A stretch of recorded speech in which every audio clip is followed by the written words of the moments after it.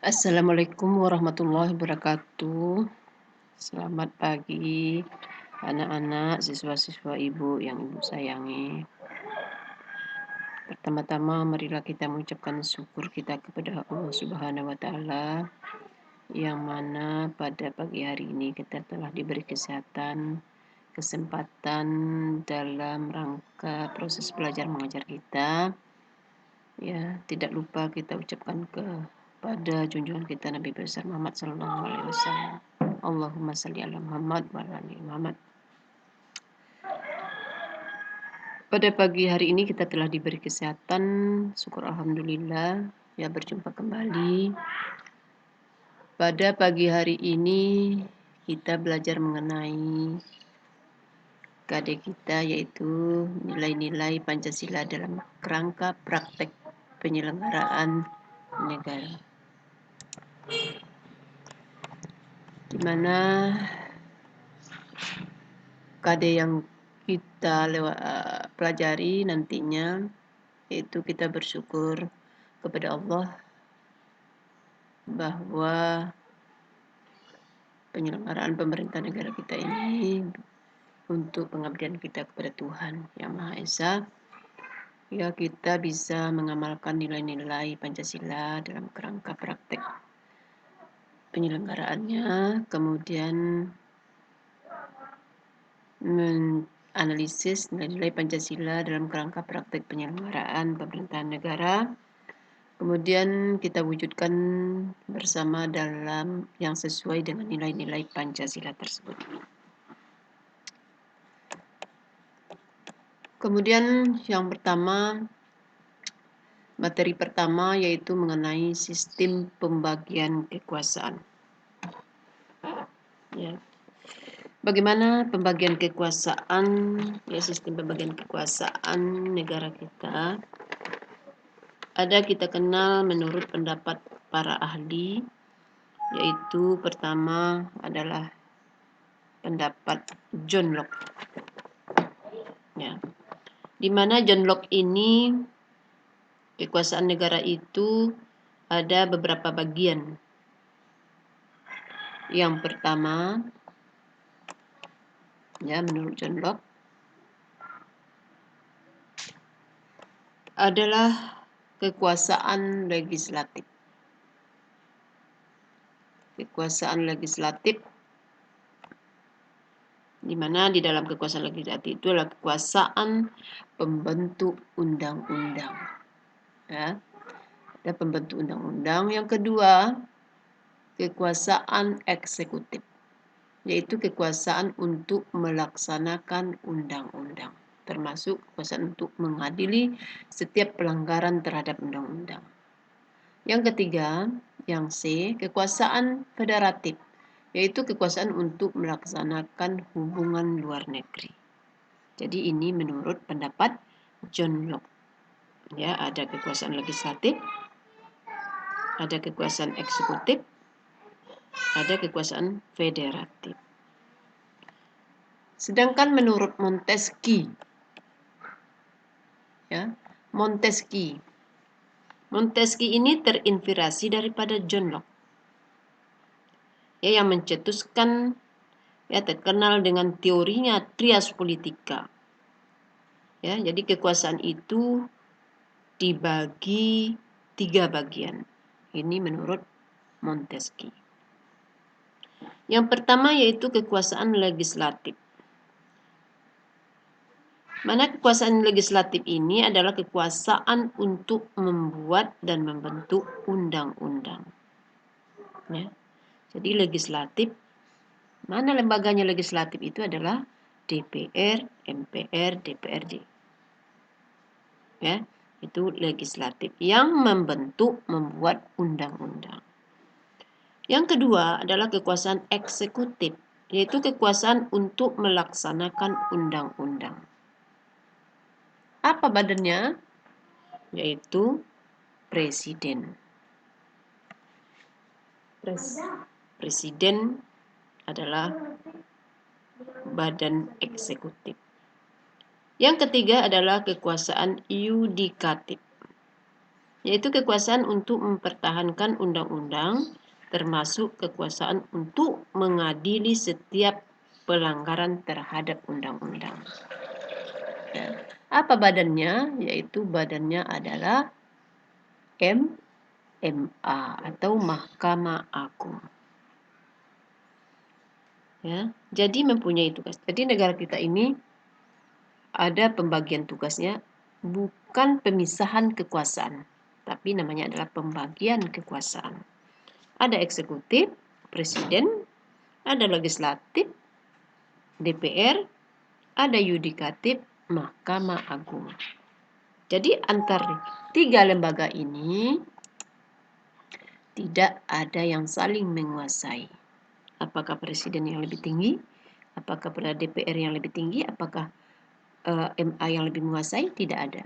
Ya, saling mengawasi, saling bekerja sama, ya, sesuai dengan undang-undang. Ya, itu istilahnya dalam keseimbangan dalam kekuasaan, atau disebut juga dengan check and balance. Ya, seimbang dalam kekuasaan, tidak ada saling menguasai. Ketiga lembaga ini bisa bekerja sama. Bentuk-bentuk kerjasamanya kita lihat dalam undang-undang. Ya, kemarin Ibu kasih kamu tugas waktu kita melakukan Zoom. Coba kamu cari apa bentuk kerjasamanya, ya, antara eksekutif, legislatif, dan yudikatif. Kemarin Ibu sudah contohkan, ya, bahwa yang pertama, Presiden memberikan grasi rehabilitasi kepada para narapidana dengan persetujuan DPR. Nah, itu di sana sudah terbangun kerjasama. Ada check and balance-nya. Mana check and balance-nya? Presiden, lembaga legislatif, ya, memberikan grasi rehabilitasi. Kalau masalah grasi ini sebetulnya adalah tugasnya daripada yudikatif, yaitu di bidang pengadilan, di bidang pengawasan, di bidang pengadilan. Jadi presiden bekerja sama dengan yudikatif untuk memberikan grasi kepada para narapidana, harus pertimbangan melalui pertimbangan dari DPR. Jadi DPR juga ikut, ya, secara eksekutif, dalam kekuasaan eksekutifnya juga ikut, ya, antara presiden, MA, dan DPR. Ya, itu contohnya. Jadi contoh-contoh yang lain kamu cari. Bagaimana pula kerjasamanya? Ya, itu menurut Montesquieu. Ya, terkenal dengan teorinya trias politika. Yang kedua, yang seterusnya, ini tadi, ya, ada kekuasaan negara dibagi itu, legislatif, yudikatif, dan eksekutif. Kemudian, ya, pembagiannya, ya, ada koordinasinya antar tiga lembaga itu, ada koordinasinya dan kerjasamanya, juga Ibu sudah jelaskan tadi. Ya, contoh kerjasamanya apa, contoh koordinasinya apa tadi, satu contoh. Contoh-contoh yang lain bisa kamu akses di sumber manapun. Kemudian pembagian ini banyak sekali digunakan di negara Indonesia. Ya, Indonesia yang memakai asas trias politika. Seterusnya, ini sama tadi, ya, pemisahan kekuasaan, bukan pemisahan. Contoh negara yang ini Amerika memakai sistem pemisahan, kita memakai pembagian kekuasaan.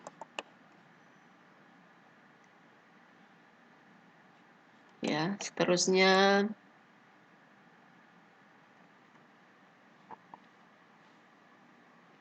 kemudian konsep pembagian kekuasaan di Indonesia. Ya, ada konsep pembagian kekuasaan di Indonesia. Kata kuncinya tadi ada kontrol dan keseimbangan dalam kekuasaan, ya. ada kontrol keseimbangan di antara lembaga pemegang kekuasaan itu, antara eksekutif, legislatif, dan yudikatif tadi, ya, keseimbangan dalam kekuasaan atau check and balance. Kemudian di sini ada pembagian kekuasaan negara, ya tadi bagian kekuasaannya, legislatif sudah Ibu jelaskan. Kemudian kekuasaan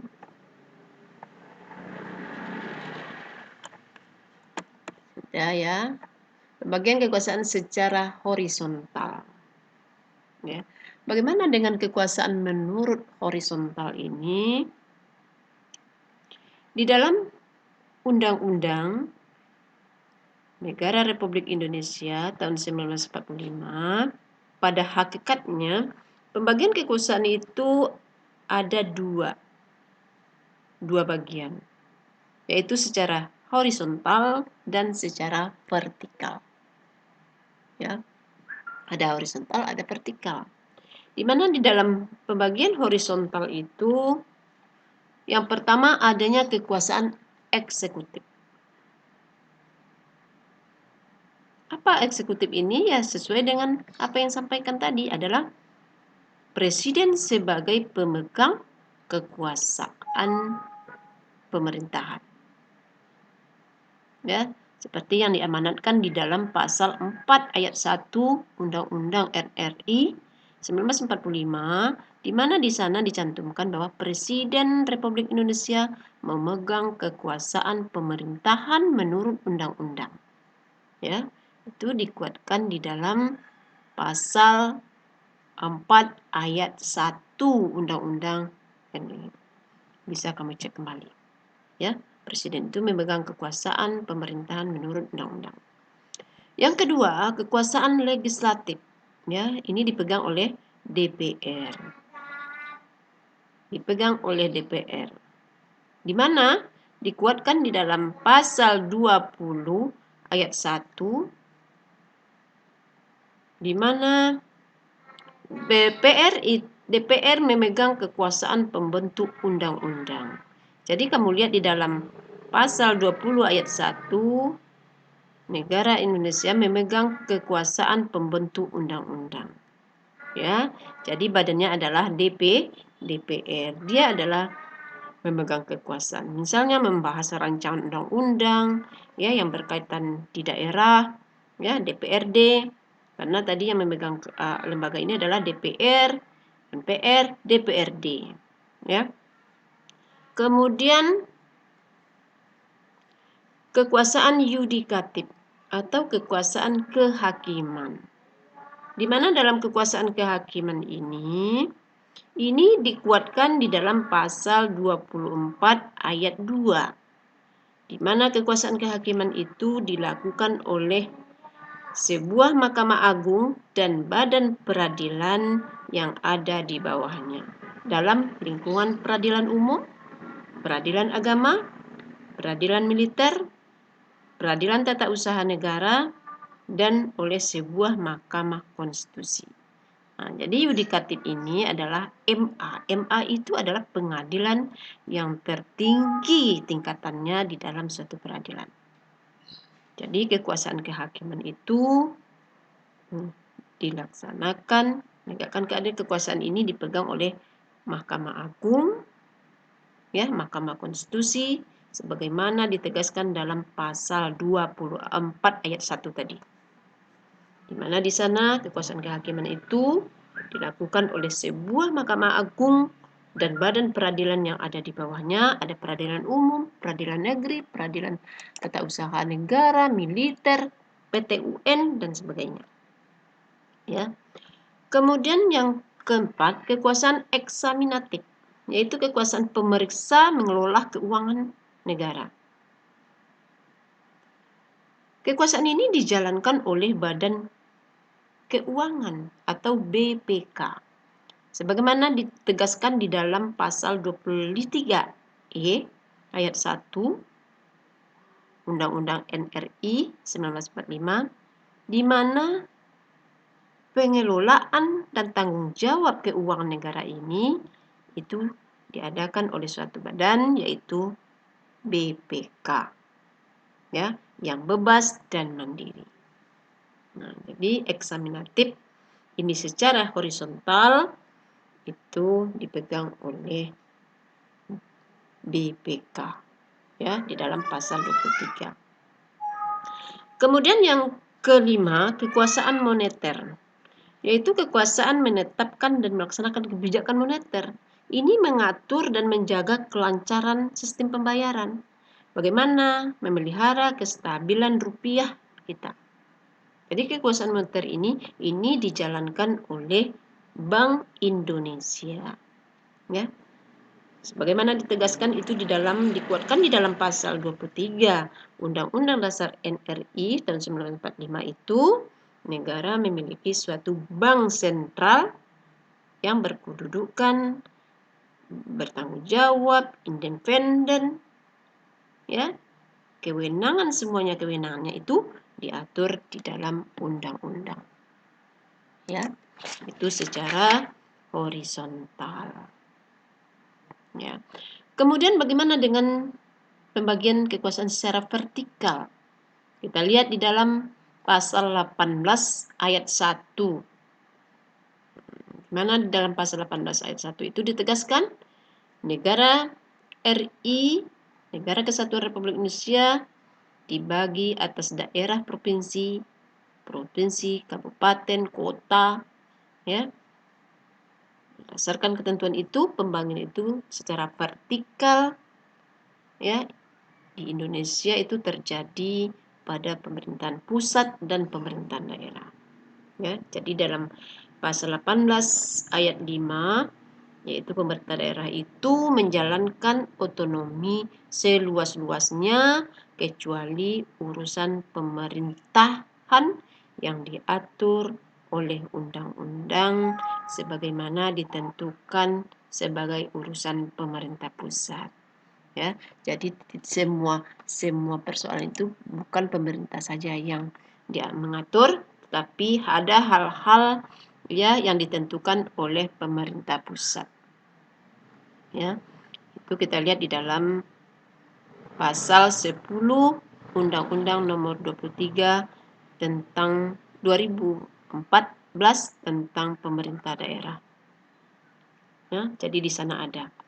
Jadi dalam pasal 10 dikuatkan dalam pasal 10 itu Undang-Undang Nomor 23 tahun 2014 tentang pemerintah daerah, ya, yang menjadi urusan pemerintah pusat itu, ya, yang mencakup antaranya itu masalah politik luar negeri, pertahanan keamanan, justisi, moneter dan fiskal nasional dan agama, ya, itu menjadi urusan pemerintahan, ya.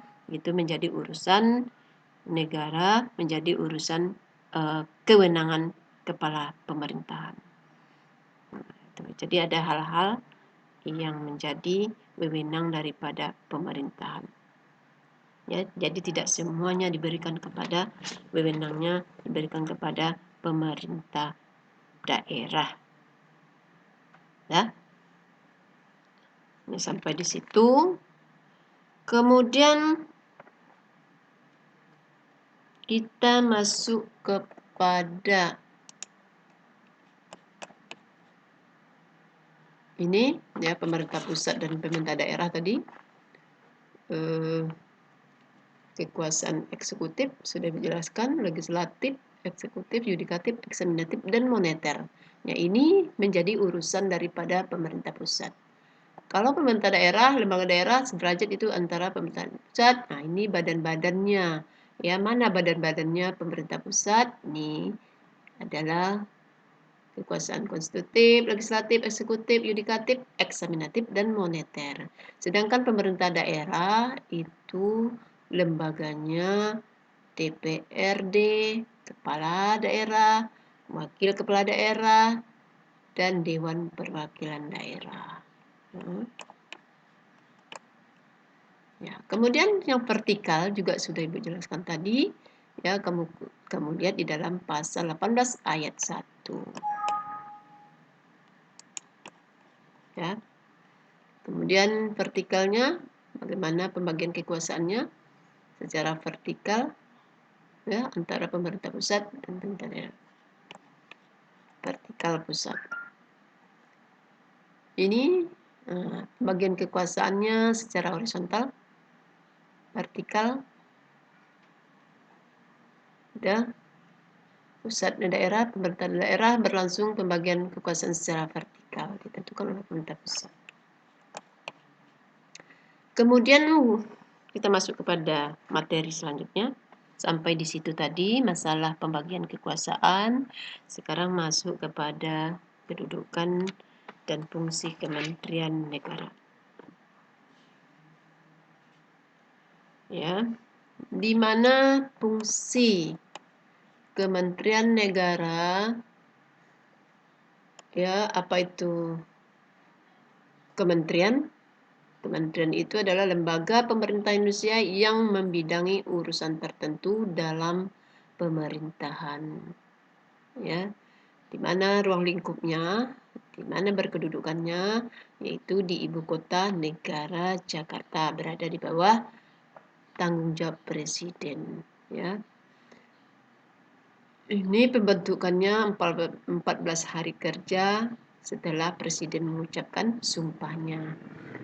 Kemudian kementerian secara tegas juga disebut urusannya itu disebut dikuatkan di dalam Undang-Undang Dasar 45, ya, dibentuk dalam satu kementerian.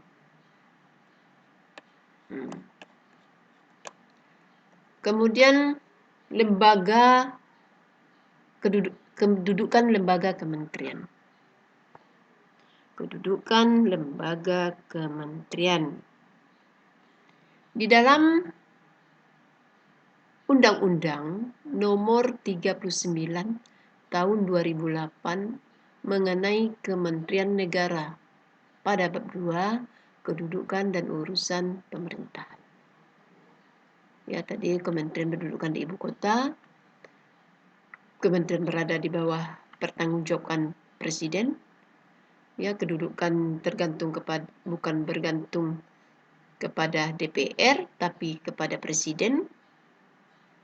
Ya, karena presiden yang memilih, presiden yang memberhentikan kalau tidak cakap, ya,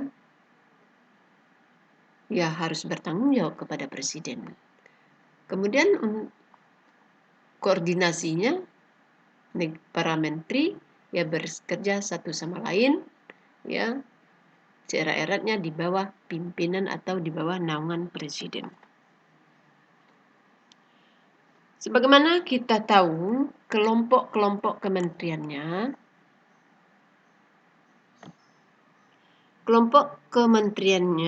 itu setiap kementerian itu membidangi urusan tertentu dalam pemerintahan. Di dalam Undang-Undang Nomor 39 tadi, ya, Undang-Undang 39 tadi 2008 itu tentang kementerian negara, ya, berjumlah maksimal 34. Kalau berdasarkan peraturan presiden RI nomor 7 tahun 2015 tentang organisasi kementerian. Jadi kementerian itu antara lain, bagaimana kementeriannya antara lain? Yang pertama, kelompok kementerian pertama itu yang mencakup di sana itu adalah Menteri Luar Negeri, Menteri Dalam Negeri, Menteri Pertahanan. Nah, ini menteri-menteri yang keren kan? Jadi kementerian kelompok pertama itu kalau misalnya bisa juga kalau menteri, kalau presiden misalnya melanggar undang-undang, ya, itu bisa diproses secara hukum, melanggar undang-undang berat misalnya, kasus yang berat, itu yang bisa menggantikannya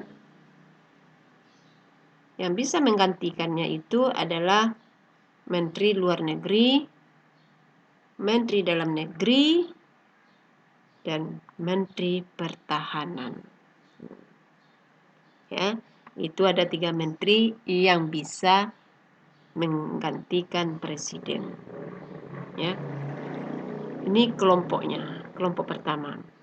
Kelompok kedua, kementeriannya yang pertama yaitu Menteri Agama, Menteri Hukum dan HAM, Menteri Keuangan, Pendidikan dan Kebudayaan, Riset Teknologi, Pendidikan Tinggi, kemudian Menteri Kesehatan, Menteri Sosial, Menteri Ketenagakerjaan, Perindustrian, Perdagangan, Energi dan Sumber Daya Mineral, Pekerjaan Umum dan Rumah Rakyat, Perhubungan, Komunikasi, Informatika, Pertanian, Lingkungan Hidup, Kelautan, Perikanan, Desa, Pembangunan Daerah Tertinggal, Transmigrasi, Agraria, dan Tata Ruang. Ya, itu termasuk kepada kelompok kedua. Kelompok ketiga, Menteri Perencanaan Pembangunan Nasional, Menteri Pendayagunaan Aparatur Negara, Menteri BUMN, Menteri Koperasi, Menteri Pariwisata, Menteri Pemberdayaan Perempuan, Perlindungan Anak, ya, Kementerian Pemuda dan Olahraga, Menteri Sekretaris Negara. Itu termasuk pada kelompok ketiga. Ya.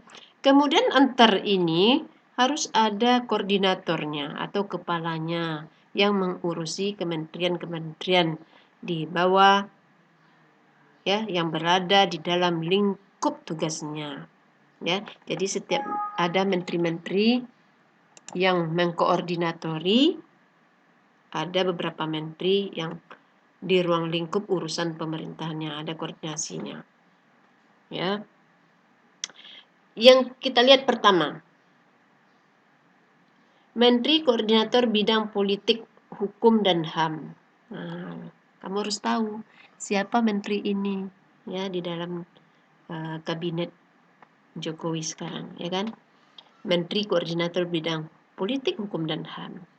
Jadi yang termasuk kepada ini yang dikoordinasi, yang koordinator oleh Hukum dan HAM itu, yang pertama ada Menteri Dalam Negeri, Menteri Hukum dan HAM, ya, Kementerian Luar Negeri, Kementerian Pertahanan, Kementerian Komunikasi dan Info, Kementerian Pendayagunaan Aparatur Negara dan Reformasi. Ada tujuh menteri, ya, yang kementeriannya dikoordinator oleh di dalam bidang politik, hukum dan HAM.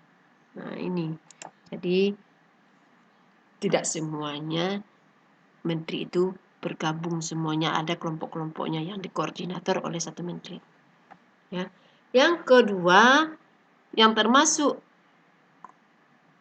koordinator di bidang perekonomian, ada Menteri Keuangan, Tenaga Kerja, Perindustrian, Perdagangan, Pekerjaan Umum dan Perumahan Rakyat, Pertanian, Lingkungan Hidup, Agraria, BUMN, Koperasi, dan Usaha Kecil dan Menengah.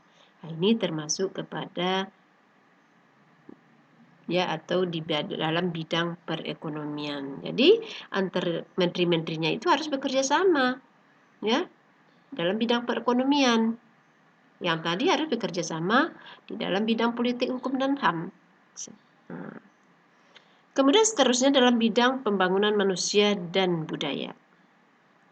Ada Menteri Agama, Pendidikan dan Kebudayaan, Riset Teknologi, Kesehatan, Sosial, Pembangunan Desa Tertinggal, Pemberdayaan Perempuan, Pemuda dan Olahraga. Nah, jadi inilah menteri-menteri ini di bawah naungan, ya, di bidang pembangunan manusia dan kebudayaan. Kemudian di bidang maritim. Nah, siapa kepala koordinatornya bidang maritim itu? Ya kan? Luhut Panjaitan. Di dalam bidang maritim ada Menteri Energi dan Sumber Daya Mineral, ada Perhubungan, Kelautan dan Perikanan, Pariwisata. Nah, jadi ada 4 menteri di situ, ya, yang koordinator di bidang kemaritiman. Ya, jadi itulah ada beberapa menteri, ya, setiap kementerian itu membidangi urusannya tertentu dalam pemerintahan sebagaimana dikuatkan di dalam Undang-Undang Nomor 39 tahun 2008 ya mengenai kementerian. Kemudian di samping itu ada kita kenal dengan non-kementerian ya, non-kementerian atau dulu disebut non-departemen ya. Non-departemen. Apa kedudukannya dan fungsi lembaga pemerintahan non-kementerian? Kita lihat ya. Non-kementerian atau non-kementerian juga ya, atau dulu disebut departemen, non-departemen. Ini lembaga ini dibentuk untuk melaksanakan tugas pemerintahan tertentu dari presiden. Ya, dulu disebut non-departemen. Ya, sekarang non-kementerian. Kalau di dalam Undang-Undang 39 2008 itu, pasal 25 ayat 2-nya, itu lembaga ini atau lembaga pemerintahan non-kementerian ini berkedudukan di bawah presiden. Ya, jadi berkedudukan di bawah presiden melalui menteri dan mengkoordinasikannya. Nah, jadi dia berkedudukan di bawah presiden ya melalui para menterinya. Ya, yang mengkoordinasikannya. Dia di dalam non-kementerian ini punya kepala masing-masing, ya, punya pemimpin masing-masing. Yang pertama yaitu Menteri Koordinator Bidang Perekonomian, ya, apa itu B disingkat dengan BPS, Badan Perekonomian, Koordinator Bidang Perekonomian atau Badan Pusat Statistik atau BPS. Bappenas ya, kemudian BKPM Badan Koordinasi Penanaman Modal, kemudian Bulog Badan Urusan Logistik. Itu yang termasuk ke non-kementerian. Yang kedua di bidang politik, ada Sosial Keamanan Lembaga Sandi Negara atau LSN. Ya. Ketiga, Badan Pertanahan Nasional atau BPN. Kemudian ada POM, BPOM, Badan Pengawas Obat dan Makanan. Ini di bidang kesehatan, ya, harus ditangani oleh Menteri Kesehatan. Jadi ada di bawah naungan kementerian tadi melalui kementerian, ya, di bawah naungan presiden, di bawah naungan dikelola oleh kementerian. Jadi di bidang perekonomian tadi ada sudah disebutkan, kemudian bidang politiknya ada tadi, ya. Kemudian di bidang Menteri Dalam Negeri ada Pertanahan Nasional, ada BPPN, ya. Kemudian di bidang kesehatan atau ditangani oleh Menteri Kesehatan itu adalah Badan Pengawas Obat dan Makanan, ya. Kemudian Menteri Pendidikan dan Kebudayaan itu mengenai Perpustakaan Nasional Republik Indonesia atau Perpusnas. Ya. Kemudian Menteri Pendayagunaan Aparatur Negara, yaitu dia kelola BKN, Badan Kepegawaian Negara, Arsip Nasional Republik Indonesia. Ya. Kemudian Menteri Lingkungan Hidup, ya, itu yang dikelolanya adalah pengendalian dampak daripada lingkungan hidup. Ya, apalagi misalnya adanya kebakaran, ya, kebakaran itu kemudian tentu berdampak kepada lingkungan hidup, ya, bagaimana tanah longsor dan sebagainya. Kemudian Menteri Riset itu tentang Lembaga Penerbangan dan Antariksa Nasional, Kita terkenal kemarin kan Menteri Riset kita Riset dan Teknologi itu Bapak Habibie, ya kan, yang terkenal membuat pesawat, ya, berhasil membuat pesawat. Nah, itu di bidang lembaga eh, apanya lembaga ilmu pengetahuannya itu Lembaga Penerbangan dan Antariksa, ya, Badan Pengkajian dan Penerapan Teknologi, Badan Tenaga Nuklir, ya, Badan Pengawas Tenaga Nuklir dan sebagainya, ya, survei pemetaan dan sebagainya. Kemudian di dalam Menteri Pemberdayaan Perempuan itu, ya, itu dia mengelola bagaimana perlindungan anak, ya, kependudukan dan kekeluargaan berencana nasional. Jadi bagaimana perkembangan penduduk kita ini dan keluarga berencana, ya. Nah, itulah menteri-menteri yang dikelola melalui menteri, berkedudukan di bawah presiden melalui menteri yang mengkoordinasinya. Nih yang Ibu bacakan tadi. Kemudian kecuali. Nah, jadi ini tidak dikelola oleh menteri, tidak melalui menteri tadi. Yang tadi melalui menteri. Kemudian ini pengecualiannya, pelaksanaan tugasnya ini tidak dikoordinasikan oleh menteri. Ya, apa saja? Yang pertama, BIN, Badan Intelijen Negara. Nah, jadi langsung dikelola oleh kepalanya. Ya, langsung dikelola oleh siapa kepala BIN? Nah, jadi BIN, Badan Intelijen Negara. Jadi BIN itu dikepalai oleh kepalanya sendiri. Kemudian Badan Informasi Geofasial, BIG. Kemudian Badan Pengawasan Keuangan, kemudian Badan Meteorologi, kemudian BNN, Badan Narkotika Nasional, kemudian Badan Nasional Penanggulangan Bencana, Badan Nasional Penanggulangan Teroris, kemudian Penempatan dan Perlindungan Tenaga Kerja, kemudian Basarnas, kemudian LKN, ya, Lemhanas, Lembaga Kebijakan Pengadaan Barang dan Jasa, kemudian Badan Pengawasan Perdagangan Berjangka Community. Nah, inilah pengecualiannya, ya, yang ini tidak dikoordinasi oleh menteri, langsung kepalanya, ya, yang bekerja, ya. Jadi diantaranya ini sering kita dengar, ya, sering kita lihat atau sering kita baca. Yang sering muncul itu biasanya yang kita dengar itu ada Badan Intelijen Negara, ya kan, BIN. Jadi intelijen ini di mana-mana dan, ya. Kemudian BMKG, ya, Badan Meteorologi ini juga sering jadi. Kemudian BNN, Badan Narkotika Nasional. Nah, jadi kalau ada yang melakukan tindakan pidana narkotika, ya, narkoba, nah, itu ditangani oleh BNN. Kemudian seterusnya ada yang kita kenal dengan Basarnas. Ya, Basarnas, Badan SAR Nasional.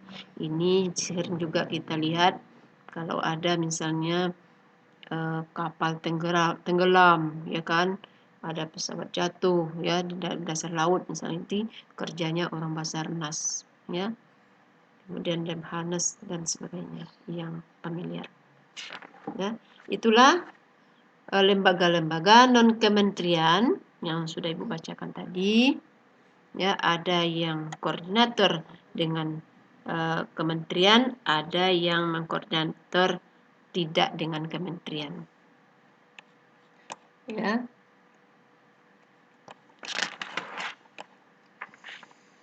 Kemudian, ya, sampai di situ pelajaran kita hari ini, ya. Kita ada ulangan karena sudah habis satu bab, ya, satu bab. Kita ulangan, ya. Ulangannya kamu dengarkan saja, atau nanti bisa Ibu tuliskan. Di samping itu, kamu bisa mencari atau mendapatkan referensi lain dimanapun kamu cari sumbernya, terserah. Yang penting berhubungan dengan materi pelajaran. Ya. Sampai di situ dulu. Ibu akhiri dengan wassalamualaikum warahmatullahi wabarakatuh.